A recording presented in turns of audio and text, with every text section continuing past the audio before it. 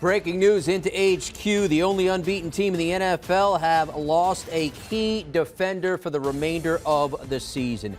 J.J. Watt, who earlier in the day was ruled out for Thursday's matchup against Green Bay with a shoulder injury, likely to undergo shoulder surgery, season-ending shoulder surgery. So Watt lost for the season for a defense on a team that is unbeaten. Let's get some insight on this key loss for the Cardinals and bring in Bryant, McFadden and Pete Prisco with some insight. Gentlemen, I'll start with you, Pete. What does this mean for the unbeaten Cardinals?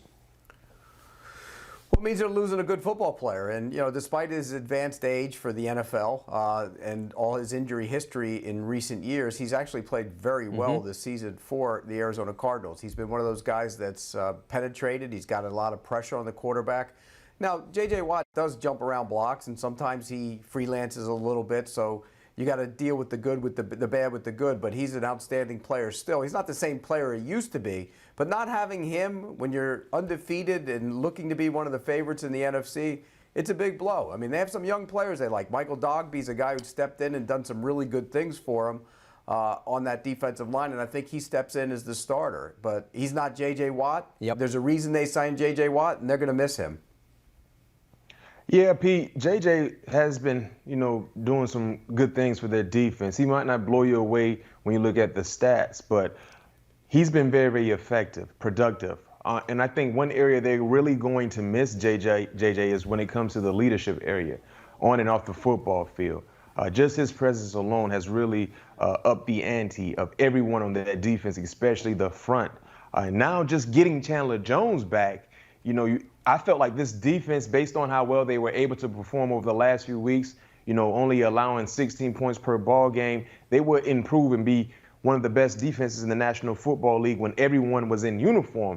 But this is a big-time loss because I think the best was yet to come for JJ. Remember, he just got to Arizona. He was still getting familiar with the personnel and the schemes and things like that. But anytime you lose a future Hall of Famer that still had pretty good football left in the tank, it's going to be a big-time loss. But the good part in this situation, guys, remember Vance Joseph had to adjust not having Chandler Jones last year. And he made some adjustments based on scheme and personnel, and they were okay. So I think he understands and he knows how to handle this situation based on what he went through last year. So, B-Mac, you just touched on it from that standpoint. Does losing a player like J.J. Watt force you to kind of realign the scheme? Do you change anything you do schematically on defense with regards to losing a player like this? You could start, B-Mac. No, I don't think you change anything because it wasn't like JJ was playing for the Cardinals for 3 or 4 years. He just got there. They didn't change their defense based on the team adding JJ. Now the issue is depth. Now you lose a key significant piece to the front and you don't have the same depth that you had. Remember when Chandler Jones was out of the lineup? I mean, he missed a few ball games. The defense didn't really miss a beat at all. They didn't miss a beat. But now you're losing another significant piece for the rest of the season. That's a bigger hole you have to cover up than losing a guy for 1 or 2 weeks. So I think this is the bigger concern when it comes to me is the depth, the lack thereof, losing a piece like JJ. Yeah, and look, they've drafted at that position, on the down position, over the last couple of years, and it's up to those guys to step up. Rashard Lawrence has to step up. Fatu has to step up. And I think you're going to see them adjust a little bit. Remember, you mentioned it. They didn't play with Chandler Jones, but guys stepped up. Marcus Golden stepped up. Devon Kennard stepped up. They have players who can fill the roles. I'm not so worried that this is going to be a killer for that defense. But you mentioned the leadership void. Now it's got to shift somewhere. Where's it go? Chandler Jones. Has he ever been really a leader? Who knows? That wasn't his reputation in New England. I think the guy to look to is Budda Baker. I think it's his time. It's his defense. You have young players in front of you. The two linebackers that play down, Zaven Collins, Isaiah Simmons.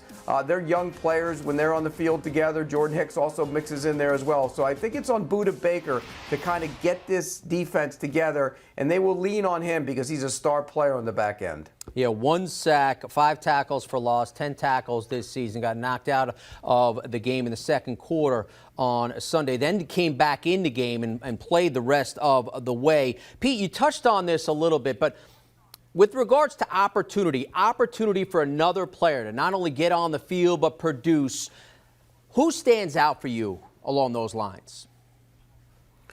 Well, I think Michael Dogby's the guy that's going to get the first snaps. I think he's going to be one of the guys. Remember, they've had some COVID situation up there with Peters. He hasn't been around, and he's going to eventually get back in there as well. So I think they're good enough up front to make do without J.J. Watt. Look, J.J. Watt's a good player. He's not a great player anymore. You'd like to have him on the field, but without him, you're going to have to lean on some other younger players to step up. Those down players have to be good enough to stop the run so you can turn your pass rushers loose. And it'll challenge Vance Joseph, but there's a lot of speed and athleticism on that defense. If the big guys down, like Lawrence and those guys, and Peters, when he gets back, they can hold the point and keep the run from becoming a problem. They'll still be able to turn their pass rushers and show off their speed on defense. I don't think this is a damning blow to the Cardinals' defense. It's a hit, but not a damning blow. Yeah, I'm right there with you. I think it would have been more of a significant blow if they lost a guy like Chandler Jones for the year.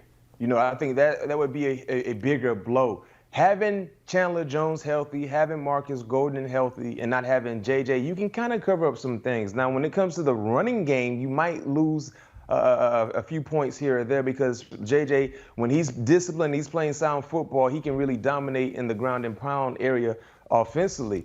But rushing the passer, Jim, you read off his stats. It wasn't like he was a terror getting in the backfield consistently and getting sacks. Chandler Jones is the sack guy. Golden is the sack guy. These guys clearly, I don't see their numbers changing at all. And I'm right there with Pete. It's a loss, but it's not a big loss where you just got to hang your hat and say the season is over. No, they lost Chandler Jones last year, and they still played more than serviceable football on the defensive side. If you factor in having a healthy Chandler Jones and a healthy Golden, two guys that can definitely win their one-on-one opportunities, they should be okay. It's more about the leadership for me because he's a future Hall of Famer. When he walks into a locker room, people are following his shadow. They want to learn from him. When he says something, people are listening. And I think he still will be able to add that leadership trait to the team, but it's not the same if you're not actually in uniform week by week. And I think that is the biggest loss when you look at J.J. not being in uniform for the rest of the season. Yeah, that unseen locker room presence is certainly something that we can't put a finger on, but I'm sure it'll be felt in that Arizona locker room as the Cardinals lose J.J. Watt to a shoulder injury. He's expected to undergo surgery and be lost for the season. Our thanks to our HQ NFL analysts Bryant, McFadden, and Pete Prisco. So here's what it is for J.J. Watt, and it's all recent, dating back to his recent as 2016. Back surgery, missed 13 games, a broken leg and 11 games missed. That's a lot of games missed in 2017. And then once again, 2019, torn pec, missed 8 games and now lost for the season. J.J. Watt is done for this season.